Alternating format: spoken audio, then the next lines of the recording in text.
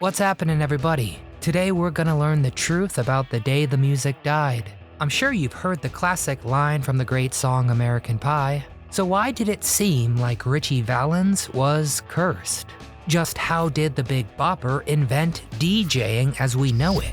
And most importantly, why decades after the horrible tragedy are the victims' family members casting doubt on the official story?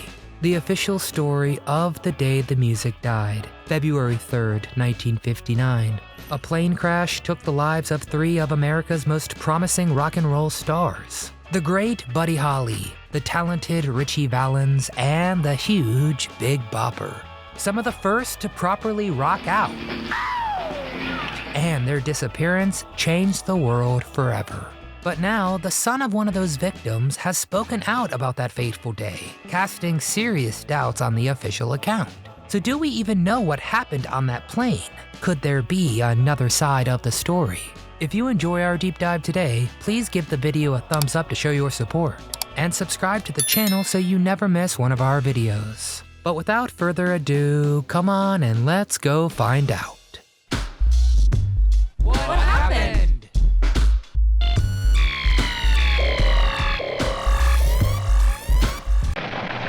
We interrupt this program for a special news bulletin. Three young singers who soared to the heights of show business on the current rock and roll craze were killed today in the crash of a light plane in an Iowa snow flurry. The singers were identified as Ritchie Valens, 17, Buddy Holly, 22, and J.P. Richardson, known professionally as the Big Bopper. The aircraft chartered from The official story. In 1959, a group of musicians set out on a huge tour across the Midwest. The promoters called it the Winter Dance Party. The artists called it the Tour from Hell. And for good reason. Their transportation were converted school buses, many without heat, while traveling on dangerously slushy roads. Some of the musicians literally got frostbite, and I think hell would probably be downright cozy in comparison. Still, every one of these musicians chose, for different reasons, to go through hell. Buddy Holly went because he was strapped for cash. His manager had fleeced him big time, and he wanted to move to New York to live with his wife. So for him, the tour was easy money in his pocket, nothing more. But for J.P. Richardson, better known as the Big Bopper, the tour was a huge break. He was coming off a hot single and had recently established himself as an innovative DJ. But now he was ready to join the other big boys of the music industry. And for Ritchie Valens, it was even more exciting. Now Ritchie was only 17, and he'd only been a musician for 8 months. But he was well on his way to becoming a rock and roll icon. And now he was on tour with a star like Buddy Holly. But who exactly were these people, and how did they get here? Buddy Holly. Of these three tragic heroes, Buddy is certainly the most famous, and for good reason. It's hard to imagine anybody getting offended by a guy like this. But Buddy wasn't the only musician on the plane, so let's take a look at the other forgotten passengers. Who else was on that plane that fateful day, and what can they tell us about what really happened? Ritchie Valens. And from Delphi Records in Los Angeles, ladies and gentlemen, here's Ritchie Valens. Now Ritchie Valens hasn't exactly been forgotten by history. I'm sure people will be playing La Bamba until the end of time. But how much do we really know about the guy behind that tune? Why did he have to change his name? And could his story shed any light on the real truth behind this disaster? In some ways, Ritchie, whose real name was Richard Stephen Valenzuela, was your average American teenager. He lived in LA, grew up listening to his family's mariachi music, and had a soft spot for rock and roll. Well, rock and roll was kind of being created, and he helped create it. He and his girlfriend, a gal named Donna Ludwig, had finally started going steady. But one fateful day, January 31st, 1951, changed the course of his life forever. On that day, Richard was out of school attending his grandfather's funeral. While he was gone, a freak air accident happened in the skies above his high school, sending planes crashing into the schoolyard. 3 students were killed, and many more were injured. Stunned by this tragedy, Richard decided to stop waiting around and take control of his life, because every day could be his last. So he made an electric guitar in shop class, joined a local band, and rocked his way into a record deal. Then, just like that, offers started coming in. American Bandstand, The Dick Clark Show, the Apollo Theater, Hawaii. The guy was now everywhere. Richard had only been a professional musician for 8 months, and he was kind of already a legend in his own right. Which is crazy. It takes me 8 months just to clean out the garage. I know I'm not done. I'm not done. But all that fame came with a cost. Richard had to change his stage name to Ritchie Valens. The bosses didn't want to make it so obvious that Ritchie was Latino. And Donna, the love of his life, the girl he wrote his hit song Donna about, well, she couldn't commit to him because her parents didn't like that he was Latino either. So there he was, on one hand, rich and successful, with the world in his palm. But on the other hand, he was still being judged for his ethnicity in a country that barely tolerated him. All this, of course, changed in 1959. But first, the other passenger on that plane. The Big Bopper. And the Big Bopper? Yeah, this is the Big Bopper speaking. The Big Bopper was born Giles Perry Richardson Jr., JP for short.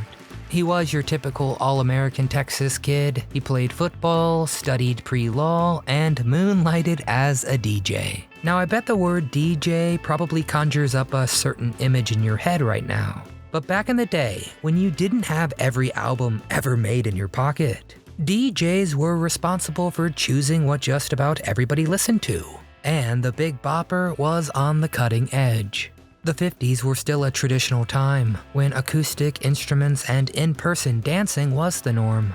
But the Bop wanted to change all that. He could see which way the wind was blowing, and knew technology was the future. But above all, the Big Bopper had a different approach to music than his contemporaries. He knew it wasn't enough to play music that made people want to dance. You had to get in their heads and make them dance. His classic tune, Chantilly Lace, is a perfect example, because it's less a song than an order to dance. And in 1957, the Big Bopper broke the record for longest continuous broadcasting. The guy went 5 days and 2 hours, and he even invented the music video, decades before MTV took over the world. But the Big Bopper would never see MTV change everything because of that fateful day in 1959. Story in from Clear Lake, Iowa. 3 of the nation's top rock and roll singing stars, Ritchie Valens, JP the Big Bopper Richardson, and Buddy Holly, died today with their pilot in the crash of a chartered plane. The crash. So there they were, these miserable musicians freezing their fingers off on an unheated school bus. So, Buddy Holly made a unfortunately fateful decision. He got fed up and paid for a private plane. The guys had to argue over who would get a seat. They were headed to Fargo, North Dakota, but they would not make their destination, because that night, their plane crashed in a field in Iowa. The day the music died, there were no survivors. So that is the official story, at least. But one man has claimed to have doubts about that, and that man is J. Perry Richardson, the Big Bopper's son. And he was born tragically 2 months after his dad's passing. All his life, he had to live in the giant shadow of a man he never even got to meet. Foul play. So who is J. Perry Richardson, and why did he request a fresh investigation of the day the music died? As an adult, Jay did his best to imitate his late father, going so far as to do an imitation of his father. Jay called himself the Big Bopper Jr., which is kinda making me hungry for Burger King, and I don't know why. Although he really should have gone with the Little Bopper, in my opinion. He even toured the very same stages his father did. And get this, he even put together an imitation winter dance party tour and brought along a Buddy Holly impersonator. Okay, so it's safe to say that the Little Bopper was somewhat obsessed with his late father. Even as he grew older, he continued researching his father's life and death, desperately hoping to find some nugget of understanding that would finally make the man real to him. Well, in 2007, Jay was researching the day the music died on the internet when he found some rumors about the incident. They suggested that the official story of what went down that fateful day was a complete hoax, and that there was talk of guns being fired on the plane. Now, Jay was energized like he hadn't been in years and requested a detailed investigation. He even asked for his father's body to be exhumed so that an autopsy could be performed. Authorities aren't typically eager to reopen investigations they've wrapped up. So would you believe that they did agree to Jay's request? I mean, who could have had an issue with one of these three musicians? Buddy Holly was rich, Ritchie and Bop were getting richer, and Buddy Holly in particular had serious money problems with people like his manager, who I've already mentioned. Well, days of nail-biting suspense finally had results coming back, and the investigation found that the Big Bopper had indeed died from that crash. There were no signs of foul play. It appears that Jay's doubts were put to rest. But for some, there will still always be questions about that fateful day, the day the music died. Honestly, the story of Jay Richardson is a sad one.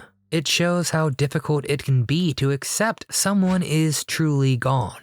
And that's why the day the music died is so tragic. When those three talented men went down, it felt to many like the soul of rock and roll died too. But there's a reason why Don McLean made American Pie a song and not a poem. Because music can never truly die. In it, we can find the truest expression of our grief, our love, our desires to rock out, to party hard, to remember our loved ones.